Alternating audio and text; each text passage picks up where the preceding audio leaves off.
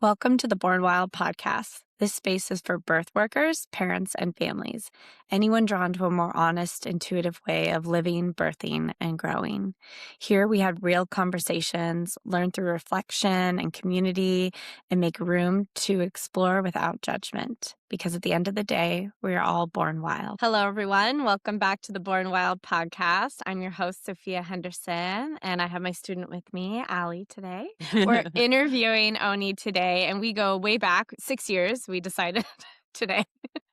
And we haven't seen each other in maybe almost that long. So it's really fun to see your face again. I follow you on Instagram and just love everything you're sharing with the world and kind of want to hear an update on your life because I haven't had one in a while. So will you introduce yourself to the listeners? Yes, Sophia, thank you so much for having me here. There's a birth that has been in my mind, and I'm like, okay, we're definitely going to talk about it on the Oh, podcast. So we'll get yay. to that later. um, so what about me? I am currently pregnant with my third child. I have four bonus children, and so it's seven altogether. And our house is super lively, really a mix of all kinds of different cultures. And um, it was crazy because when I got pregnant with my first son, the other children came to live with us. So I went from having 0 children to then, what was it? 5 within a year time span. And so, we're Like always instant learning. mama. Yes, yes. I got the Mama Express Extreme, all kinds of different ages, and then getting to know different children and their unique gifts and offerings. And yeah, so it's been a jam-packed past couple years, is what I really want to say. I work for a nonprofit called Coco Doulas. We are funded by the Perinatal Equity Initiative to offer free doula services in community. So that's what, I'm currently working on. And I also love to do stained glass. In addition to, I'm not in midwifery school anymore, but always a student midwife. Take us like way back. I want to hear how you ended up where you are now, like in terms of your journey into motherhood, also being curious about birth work. Where did that begin for you? That's a good question. I actually began in university when I was studying. I was in some kind of feminism class, and we ended up, one of our books was about the maltreatment and malpractice of women in the hospital birthing. And it really just caught my interest. It's weird that it came from an academic standpoint. I think that's odd. Yeah, I just read about it and I was like, "Oh no, this is what I need to be diving deeper into." So then I was going to the Midwives College of Utah for I think 3 years and apprenticed with a couple different midwives. I had the pleasure of meeting Kiki from what is now Birthland. When I met her, we were working together at the Marin Family Birth Center. But that's an amazing connection that, I'm so happy to have made um in the apprenticeship journey. She actually, I have to tell everybody, she saved my life. My last birth, I fainted postpartum. The baby came incredibly fast. So I fainted in the shower and Kiki caught me. Mm, And so, I always say that could have been such a bad situation. It really reinforced for me the importance of professional care, especially in that immediate postpartum, because really unexpected things happen. yeah. So yeah, I adore Kiki. Bonded. Hmm. Yes. Yes, definitely. Yeah. So you were curious about midwifery. Were you in midwifery school when you got pregnant with your first? Yeah, I was, and that is why I dropped out.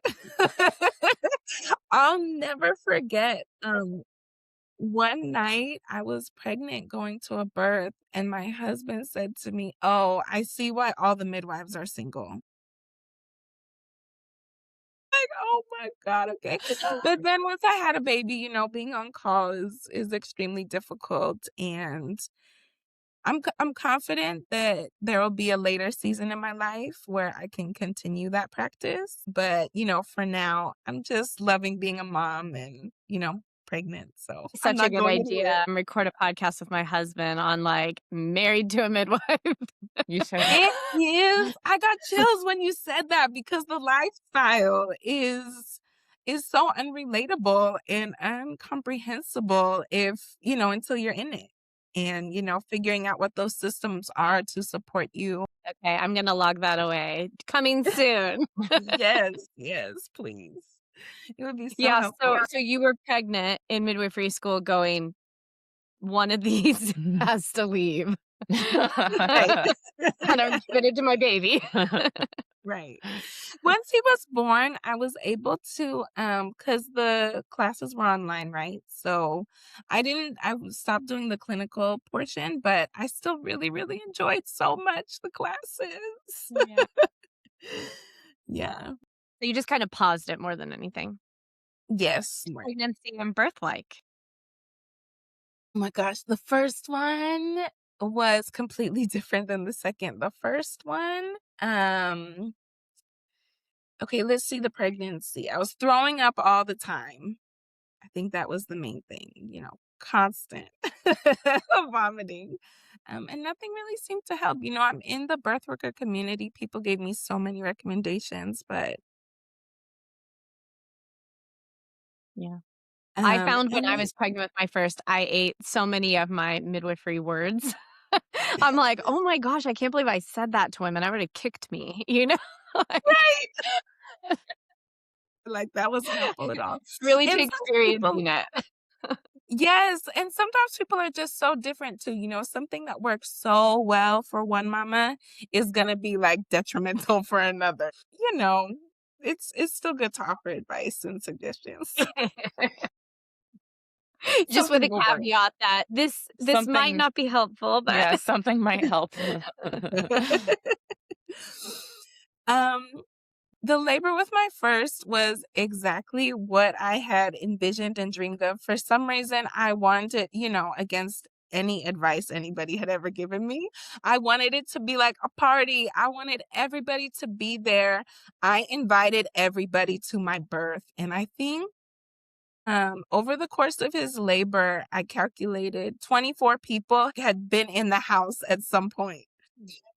Um, Somebody had even dropped by unexpected, just to say hi. They were like, "Oh, a baby's coming," and then I had so many doulas, so many midwives, and I thought it was what I wanted and what would be beneficial, but it wasn't until everybody left that my labor was really able to progress.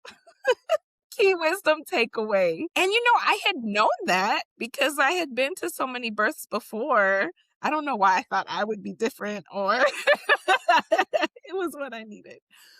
But yeah, really the less people at the labor, the faster it goes. I'm a firm believer. every once in a while, I've seen not a party birth like that necessarily, but I've seen full labor rooms, and like it turns out it was exactly perfect for her. But Right. I would say that's not usually the case. But I have seen them where I'm like, that surprisingly went really well. Right. Yeah, yeah, totally. Maybe Um despite that, her labor unfolded, not because of it, you know? Right. yes. And the labor was really long. In total, it was 84 hours. There's so much to say about it from kind of different perspectives. Like the contractions to me from the beginning till the end felt the same. I didn't feel like early labor versus active labor. I don't remember. I remember when I was pushing being like, why don't the contractions feel different? Like this is what it's been feeling like the whole time. And I did get maybe a half day break in there where they did slow down a little bit, where I would kind of consider that early labor, but it was in the middle. Your body was like, okay, let's just take a break, reset, and then we'll Right, continue. right. And the people, I didn't realize it, but I wasn't totally comfortable or relaxed. Say hormones can be shy, even if you're not, Yes. your hormones are a Yes. little, yeah. Mhm. I got such a cute little cartoon visual of these little shy hormones. Shy hiding Like, hormones. it's our time, but, you know, is it our I time? have some follow-up questions because we were just talking about long labors and trying to Mhm. notice patterns within them that maybe could be helpful in, preventing them. One thing we noticed in our recent string of long labors was no chiropractic care in pregnancy, and that the babies Mm. were presenting a little like what you would call malpositioned. Either there was a hand up or they were asynclitic or something like that that maybe seemed to be not even slowing down the process because it seemed hot and heavy the whole way through, but Mhm. almost like the body was working extra hard early to kind of get this baby to rotate. Let me tell my dog to stop barking. Okay, that totally resonates with me. That's definitely what, I feel was going on. Did you have chiropractic care in your pregnancy? I had one session. Yeah, I was having this hip pain and could barely walk. I went to the chiropractor and they resolved it just one time, so I only went once. Yeah.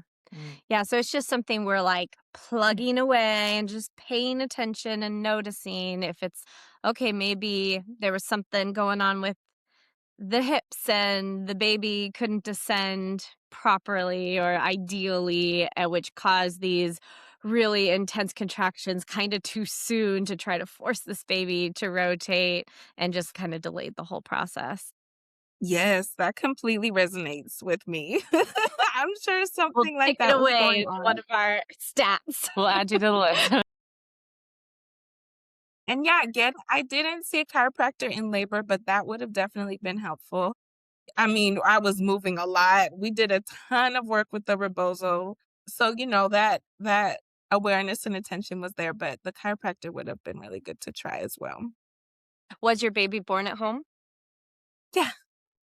Uh, Against all odds right. because um his birth story is so exciting. So, labor started with my water breaking and there was meconium. So over the course of the 4 days, there was also just meconium. It was the Mhm. poopiest birth anybody had ever seen. Um, okay, I'm gonna kinda tell the story backwards as I remember things. My No worries. placenta was also infected.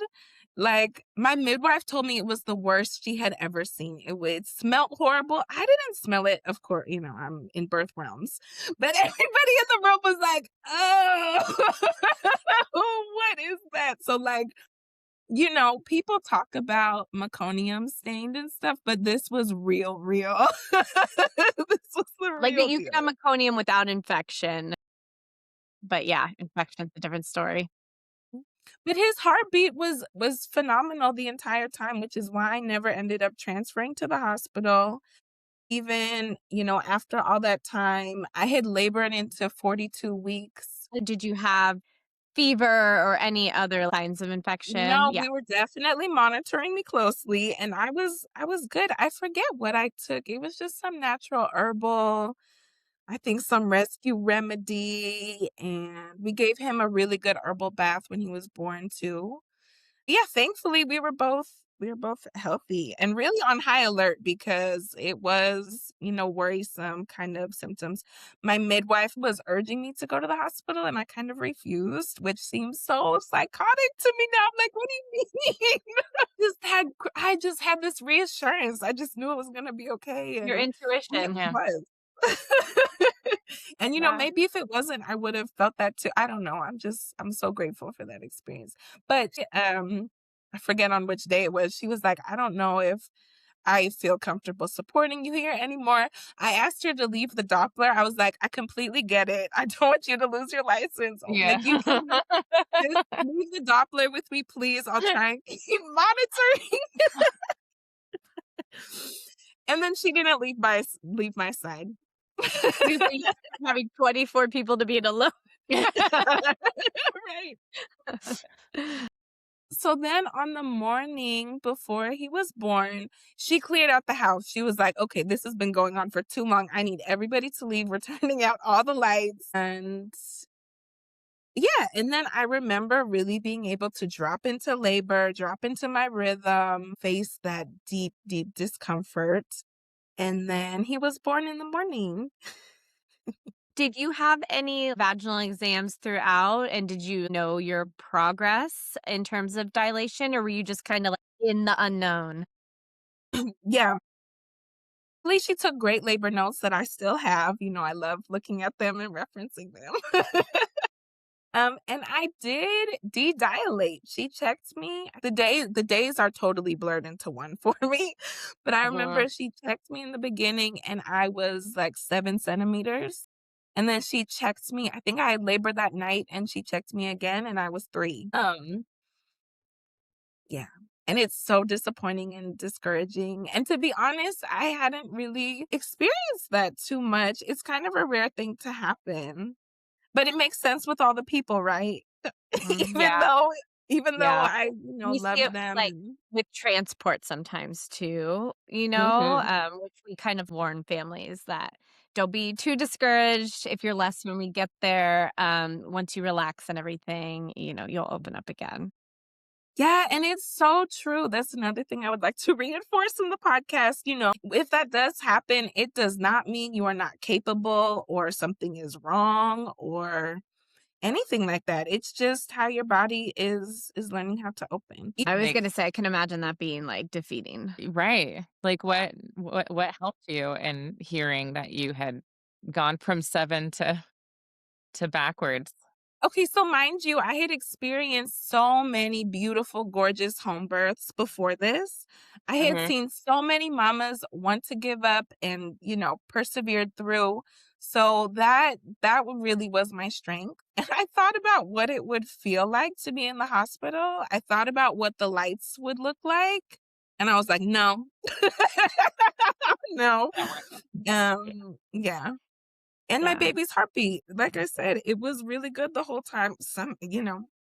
Mhm. Miraculously, Really. it was good, and that was a major thing that kept me going. If he was showing any signs of distress, I definitely would have transferred, but he was good, and I felt okay too. My energy, of course, I was extremely exhausted, but I still felt the endorphins, and I was like, no, I'm not done yet. Mm. I had that Yeah. feeling. Sometimes for those long births, if we do vaginal exams, sometimes we offer to do the exam without telling the mom what the number is, but just giving our Mm. suggestion based on the information. Like sometimes they're like, I want you to have the information to give me some tips, but I don't want to get in my head about the number. So we always offer that. And of course we would tell her if she wanted to know, but I we're always love worried that. about being disappointed. Right. Mhm. Yeah. Yeah, it totally makes sense. I Yeah. love that, and it shows the trust in the client midwife relationship there too that makes my heart feel so good. Beautiful. And then placenta came and it was a scent to it. But you and baby were always fine, never had any concerns about vitals or anything postpartum. Yeah, so he was crying when he was born. Again, that was reassurance for me. I'm like, "Okay, I hear him." But he did need some bag and mask resuscitation. But yeah, he was alert. I could see his eyes open and stuff, so I was like, Mhm. Great. "Okay." Just And did reassured. you breastfeed? And how was that experience if you did?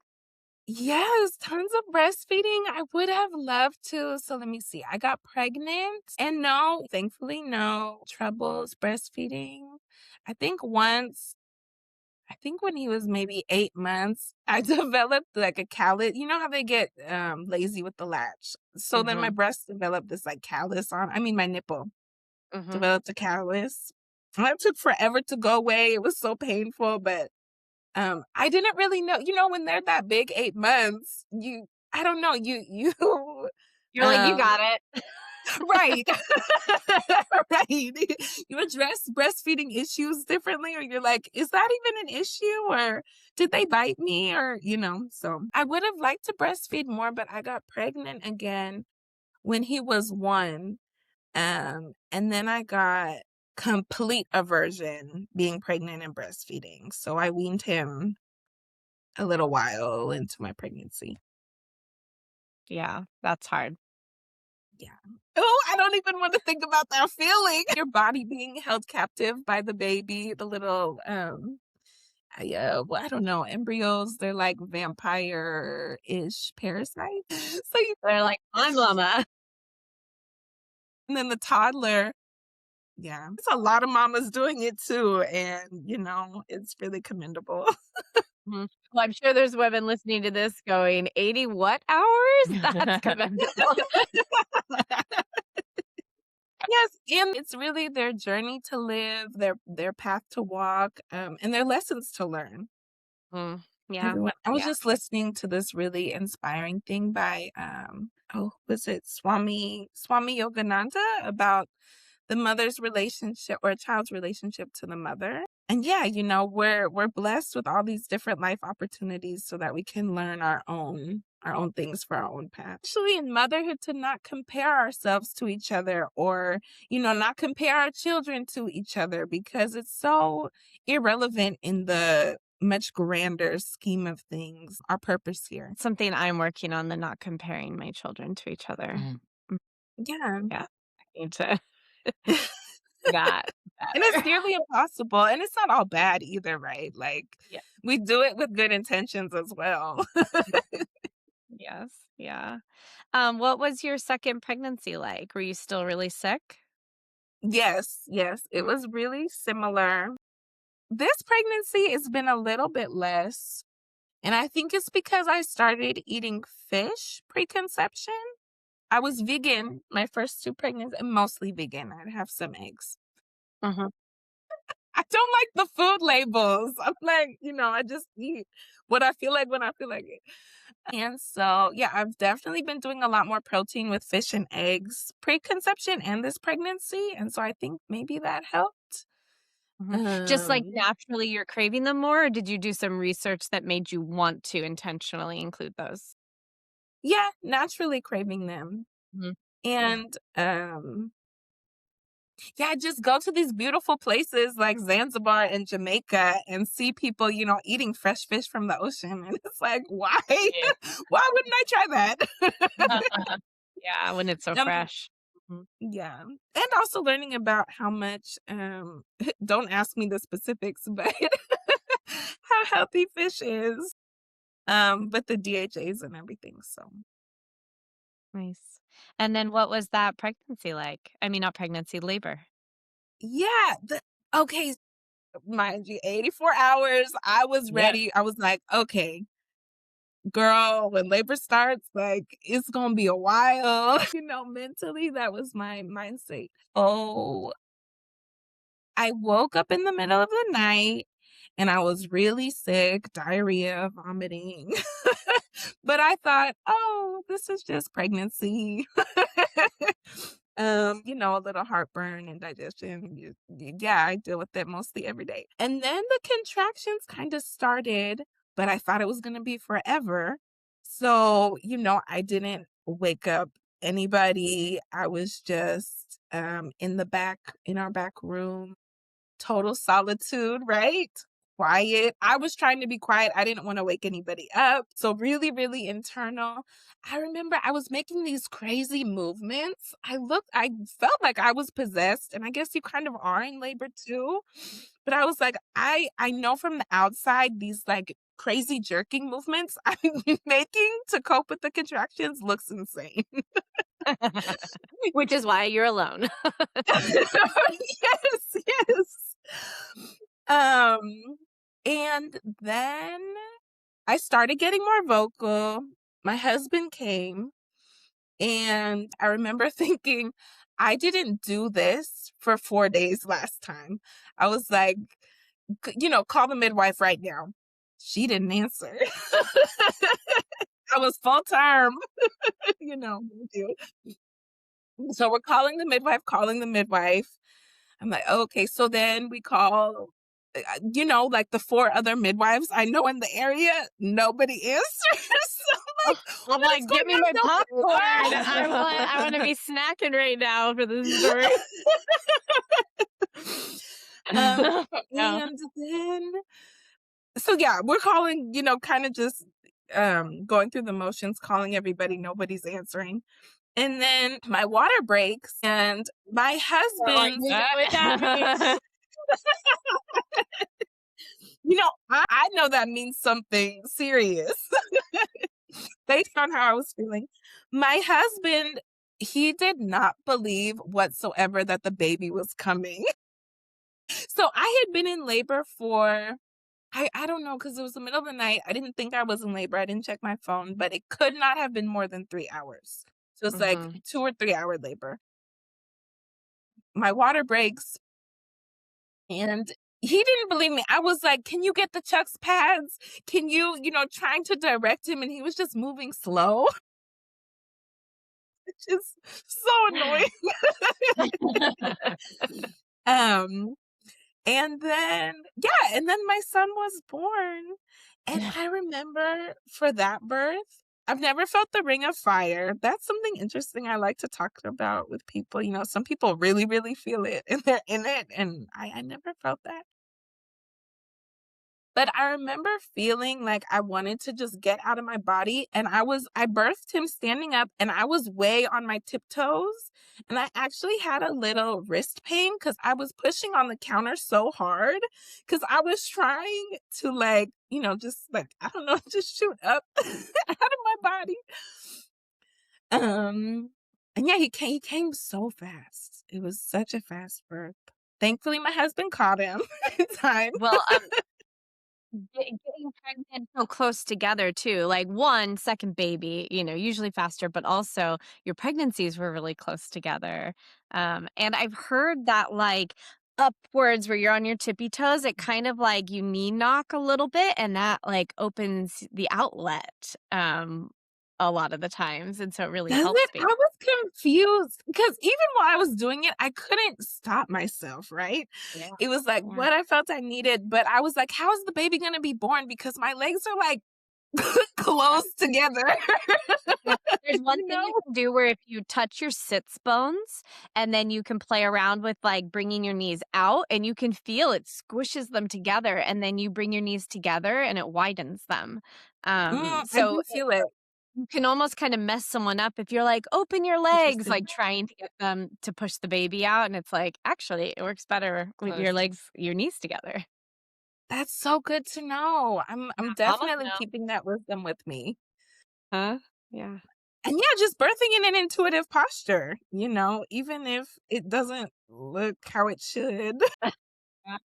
Yeah. Everything went Good, super but your smooth baby and got caught. perfect. Did the Yes, midwife yeah, catch yeah, you because at I some was high up there, right? point? It was a far drop. Yeah, so you had never gotten a hold of the midwives? Like, what happened there? Yeah, so then, I don't know. I just know that Kiki showed up first postpartum. You're like, "I'm And then she, caught me in the shower, and saved my life. When you fainted, was that before or after the placenta came? That was after. Yeah. Yeah, we find that really common. If women wanna take a shower, a lot of times we beg them not to, but then if they really want to, we're like, "What about a bath?" Because then you're sitting Right. because I feel like Yeah. it's common. Yeah, You or just, like, the baby came and, like, so you've lost so much volume. Mhm. It's shocking. thank you for that correction. I did take a bath. It was when I stood up Oh, that to get out. yeah, that I fainted. And I Yeah. think it was because while I was in labor, I really, really wanted to go in the bathtub, but Mm. there wasn't enough time. So I was so disappointed postpartum, like, I want my bath. Um, and and then I was feeling chilly, so I wanted the bath to be super hot. And I think that's kind of what Yeah. I think that's what made me pass out. Yeah, it can be a lot on the system. Mhm. But it felt Yeah. so good. Mm. Well, I'm so glad your midwife caught you and you didn't hit your head or anything. Yes, yes, yes. Yeah, yeah. Yeah, me too. What was breastfeeding like then? 'Cause sometimes toddlers are like, "Ooh, it's back," and they wanna Right. nurse again, and other times they've lost interest. I don't remember my first son being too clingy like that. I remember really, really enjoying breastfeeding, and I'm so grateful I get to do it again with this baby now. Yeah. Yeah, I got to And feed him for what's a long the age time. gap of your second and this pregnancy? A lot more. It's what is it? So, my youngest is gonna be 5 in July, so about Mm, 5 years apart, yeah, right? yeah, Yeah. yeah. Yeah, beautiful. And this pregnancy is going a little bit smoother. How far along are you? I am girl, it's my 3rd pregnancy, I don't know how You're many like, I weeks don't know. I am. No, it's 33 or 34. So exciting. In the beginning, I was so excited to use my due date wheel, and I was looking, like, multiple times a week to see, how many days I was, but then, I don't know, I think after, like, 24 weeks, I kinda just stopped calculating. Yeah, it's okay. I do want to hear a little bit more about your work in the birth world. And are you still supporting families physically? What does that look like? Not exactly. I really only do births for really close family type friends right Mhm. now. And the work I do with Coco Doulas is mostly on the admin side. And so we have a doula training and a doula collective. And so I get to co-facilitate the training, which there's a lot of behind the scenes planning that goes on with and and then facilitating the doula collective as well, doing client intakes and help guiding the doulas through the process. But to be completely honest, a lot of our clients are having hospital birth, and I'm trained in home birth, and Yeah. there's definitely overlap, but it's two completely different worlds and paradigms and schools of thought and ways to support and what's effective and what's not. So that part's kind of interesting. And what I really continually try to keep bringing to the program, or what I'd love to see, is if we could offer home birth services and support midwives and midwifery care and change that to be the lens and framework versus this doula thing. The doula care really feels like a little band-aid to the medical industrial complex, Right. but some clients need that and feel more supportive and more comfortable and safer in the hospital. So it's like, yeah, of course, that's where they should be birthing. I don't want to be judgmental either. That's another part of this Right, work but they is, also have to be aware of the type of birth that they are gonna have Yeah, be because of where they are. realistic Yeah, about it. realistic. yeah, I remember my definitely. doula trainer, said, "You can't order filet mignon at Burger King." Yes, exactly, exactly. But some people are craving Burger King, and even though I Well, if they you want know, it, that's just what some people want. Part of being a birth worker is being okay with that too, but I'm not. I'm gonna be completely honest because I know how destructive it is, and it's like, it's hard watching people make poor decisions. Yeah. And how do Yeah. we support people who, that's where that, like I said, everybody's on their path and has their lessons to learn. And how do we remain supportive during those times, instead of being like, Yeah. oh, I told you so, or yeah, of course you got a C-section. No.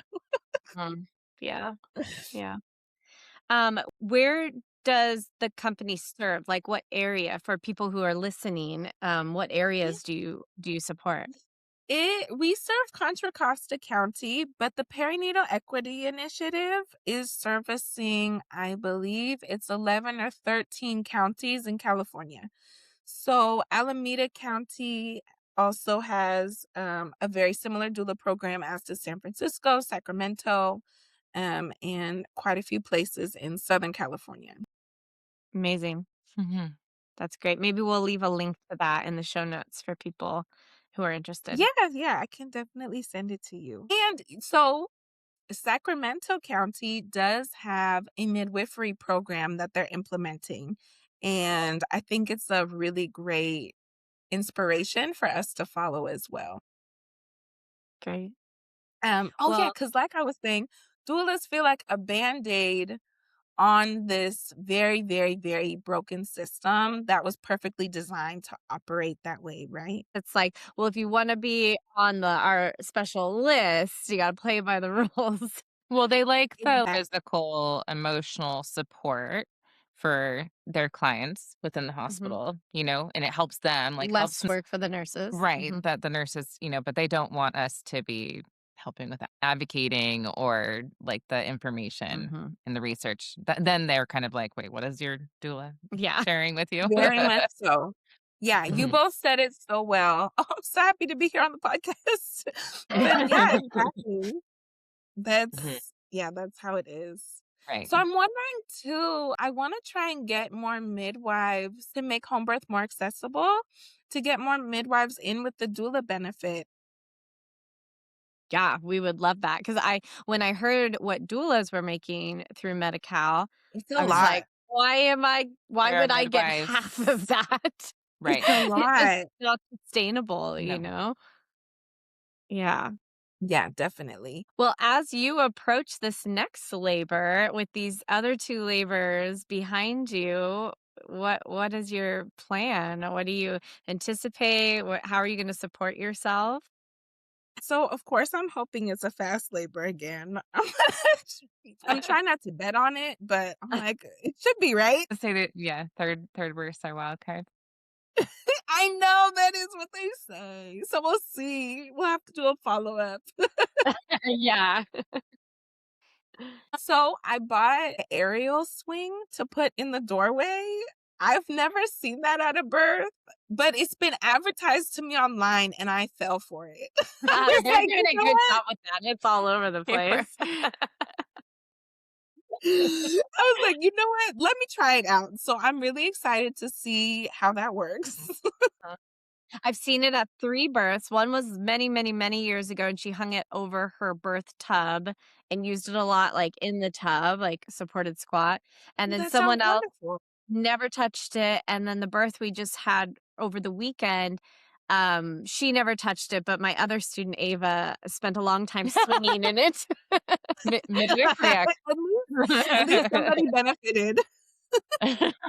Yeah. But I hope you get a lot of good use out of it.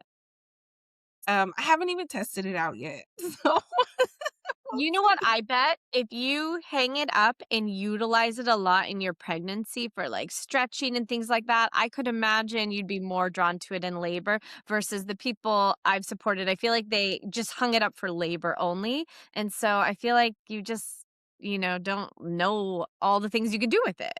So I would say That's such play a with good it for a while. idea. Yeah. Oh my Your gosh, kids I are love like that. I'm pulling it out right after this. Yeah. Totally. Yeah. If you can keep it. Uh, Well, is there anything else you And wanna say to the listeners before we wrap up? Something that you feel like we didn't quite get to? no, I feel so complete with the points that I made. Maybe with this pregnancy, I've been so detail oriented and obsessing over postpartum planning because I'm holding so much now. And this pregnancy is so different too because it's my first planned one. And Mm, so I'm appreciating all the moments. So it's so much more delicate and I see it so much more as a gift now. And in that light, I also want the other children to also feel that way and not like, oh, another baby. Now it's so much more work for us. And, and not enough time for us and all that sibling stuff. So I've been so detail oriented with the postpartum planning. And it's kind of like leveling up in mothering, making sure that I'm good, but also really making sure that everybody is cared for, and everybody can really appreciate the newborn and like, feel luxurious postpartum, not just me. So that's kind of the new theme and where I'm headed.